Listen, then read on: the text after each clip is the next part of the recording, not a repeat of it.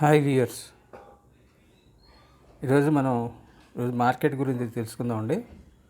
Market 2 రోజుల తర్వాత మొత్తం అన్ని ఇండెక్స్లన్నీ కూడా గ్రీన్లో క్లోజ్ అయినాయండి. తర్వాత ఐపీఓస్ ఫైనల్ సబ్స్క్రిప్షన్ స్టేటస్ గురించి చూద్దామండి. ఒక 4 ఐపీఓలు, అలాగే ఐపీఓలు అలాట్మెంట్ కూడా అయినాయండి. అంతకుముందు 6వ తారీఖు ఒక 4 ఐపీఓలు ఓపెన్ అయినాయి. అవి 8వ తారీఖు క్లోజ్ అయినటువంటివి అలాట్మెంట్ స్టేటస్ ఇవాళ వచ్చిందండి. తర్వాత ఇంకో 4 ఐపీఓలు ఈ రోజుతో క్లోజ్ అయినటువంటి ఐపీఓలు సబ్స్క్రిప్షన్ స్టేటస్ను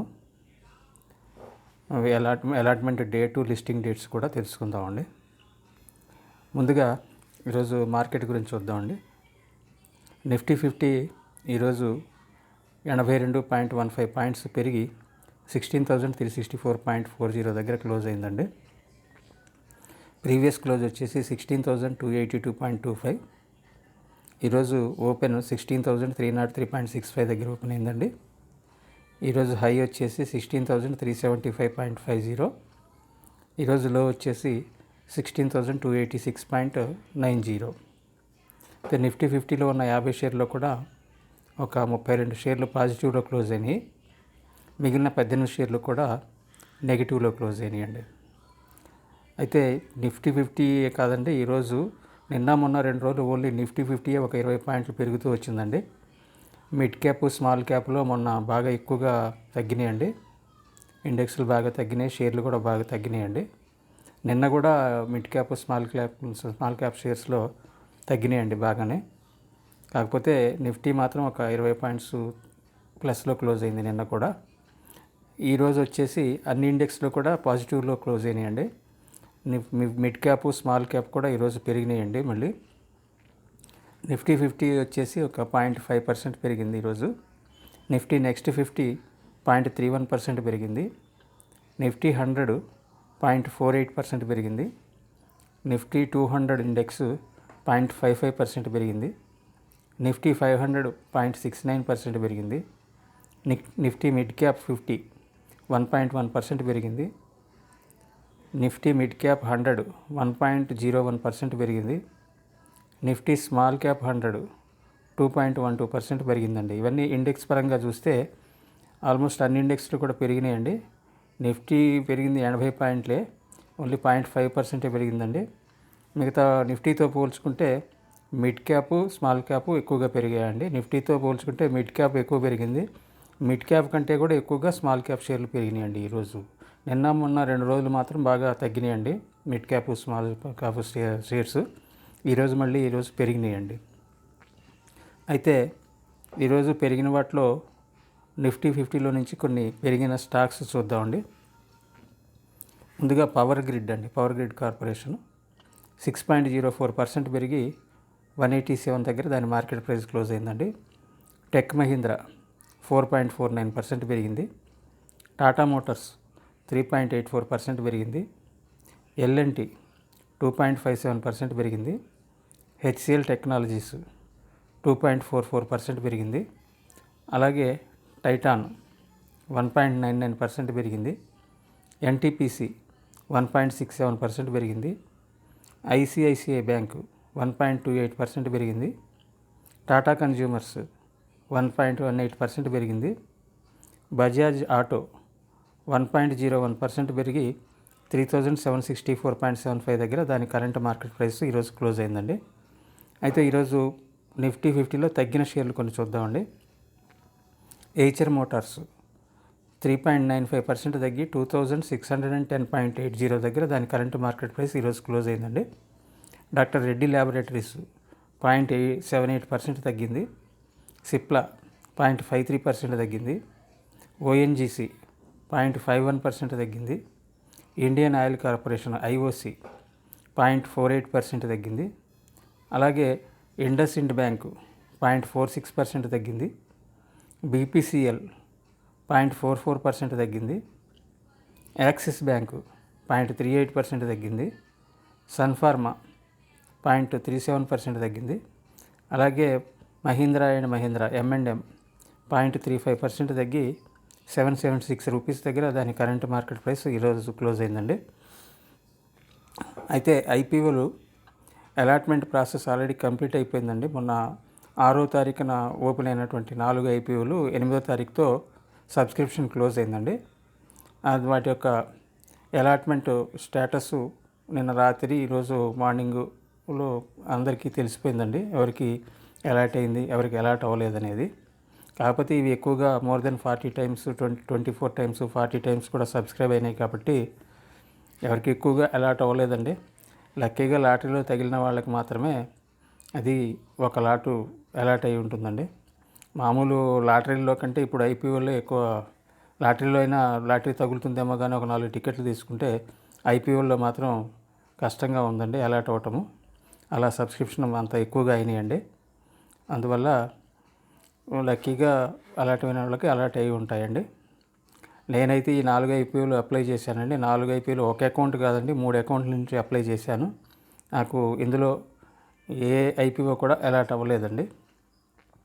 అది తర్వాత అలాగే ఐపీఓల స్టేటస్ అండి, ఫైనల్ సబ్స్క్రిప్షన్ స్టేటస్ మొన్న 11వ తారీఖునక 2 ఐపీఓలు సబ్స్క్రిప్షన్ క్లోజ్ అయిందండి. 9వ తారీఖు ఓపెన్ అయ్యి 11వ తారీఖు 2 ఐపీఓల సబ్స్క్రిప్షన్ క్లోజ్ అయిందండి.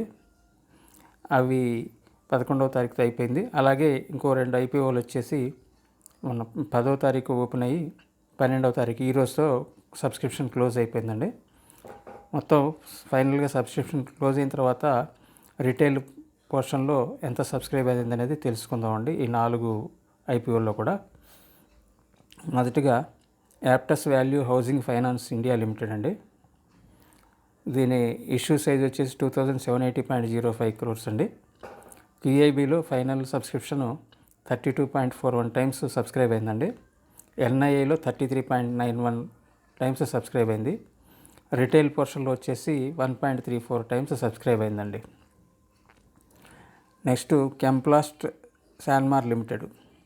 దీని ఇష్యూ సైజు 3850 crores అండి. క్యూఐబీలో 2.7 టైమ్స్ సబ్స్క్రైబ్ అయింది. ఎన్ఐఐలో 1.03 టైమ్స్ సబ్స్క్రైబ్ అయింది. రిటైల్ కేటగిరీలో 2.28 టైమ్స్ సబ్స్క్రైబ్ అయిందండి. టోటల్గా ఓవరాల్గా ఇష్యూ సైజులో వచ్చేసి 2.17 టైమ్స్ సబ్స్క్రైబ్ అయింది. తర్వాత నువాకా విస్టాస్ కార్పొరేషన్ లిమిటెడ్. దీని ఇష్యూ సైజ్ వచ్చేసి 5000 crores.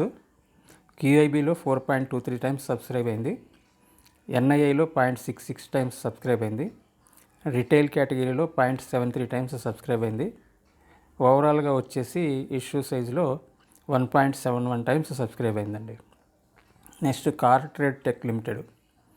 దీని ఇష్యూ సైజ్ వచ్చేసి 2998.51 crores. క్యూఐబీలో 35.45 టైమ్స్ సబ్స్క్రైబ్ అయింది. ఎన్ఐఐలో 41 టైమ్స్ సబ్స్క్రైబ్ అయింది. రిటైల్ కేటగిరీలో వచ్చేసి 2.75 టైమ్స్ సబ్స్క్రైబ్ అయింది. ఓవరాల్గా ఇష్యూ సైజ్ మీద 20.29 టైమ్స్ సబ్స్క్రైబ్ అయిందండి. అయితే ఇంతకుముందు ఆల్రెడీ ఈరోజు అలాట్మెంట్ స్టేటస్ వచ్చినటువంటి 6వ తారీఖు ఓపెన్ అయ్యి 8వ తారీఖున క్లోజ్ అయినటువంటి ఐపీఓస్లో వచ్చేసి సబ్స్క్రిప్షన్ 40 టైమ్స్ వరకు కూడా అయిందండి. అందువల్ల ఎక్కువ మందికి లాటరీలో కూడా తగిలిన వాళ్ళు ఎక్కువ మంది ఉంటారండి. కాకపోతే ఈ 4 ఐపీఓల్లో మాత్రం సబ్స్క్రిప్షన్ అంత ఎక్కువగా అవ్వలేదండి. ఫస్ట్ది యాప్టస్ వాల్యూ హౌసింగ్ ఫైనాన్స్లో వచ్చేసి 1.34 టైమ్స్ అయింది. 1.34 టైమ్స్ అయింది అంటే కాకపోతే ఓవరాల్గా సబ్స్క్రిప్షన్కి రిటైల్లో ఇచ్చిన షేర్స్ మీద బేస్ చేసుకొని 1.34 టైమ్స్ సబ్స్క్రైబ్ అయింది. కానీ అప్లికేషన్ వైజ్గా తీసుకుంటే ఇంకా తక్కువగానే అయి ఉండొచ్చు అండి. 1 టైం కానీ లెస్ దెన్ 1 టైం కానీ అయి ఉండొచ్చు. ఎందుకంటే అప్లికేషన్ పెట్టుకున్నప్పుడు కొంతమంది ఒక లాట్ కాకుండా ఒక లాట్ కంటే ఎక్కువ మంది కూడా పెట్టుకొని ఉంటారు కాబట్టి 1 టైం వరకు అయ్యింది అనుకోవచ్చు అండి. 1 టైమే కనుక అయి ఉంటే కనుక అప్లై చేసిన వాళ్ళందరికీ కూడా ఎన్ని అప్లికేషన్లు ఎంతమంది అప్లై చేశారో లాట్ సైజులు కూడా సేమ్ అన్నీ ఉంటే కనుక అప్లై చేసిన వాళ్ళందరికీ కూడా ఒక్కొక్క లాట్ అలాట్ అవుతుందండి. దీంట్లో అలాట్ అవడానికి ఛాన్సెస్ ఉన్నాయండి దీంట్లో. అలాగే నెక్స్ట్ కెంప్లాస్ట్లో కూడా 2.28 టైమ్స్ సబ్స్క్రైబ్ అయిందండి. అంటే 2 టైమ్స్ సబ్స్క్రైబ్ అయిందనుకున్నా కూడా అప్లై చేసిన వాళ్ళలో ప్రతి ఇద్దరిలో కూడా ఒకరికి అలాట్ అవుతుందండి ఇందులో ఒక లాటు. తర్వాత నువాకా విస్టాస్ కార్పొరేషన్, ఇది 0.73 టైమ్సే సబ్స్క్రైబ్ అయిందండి.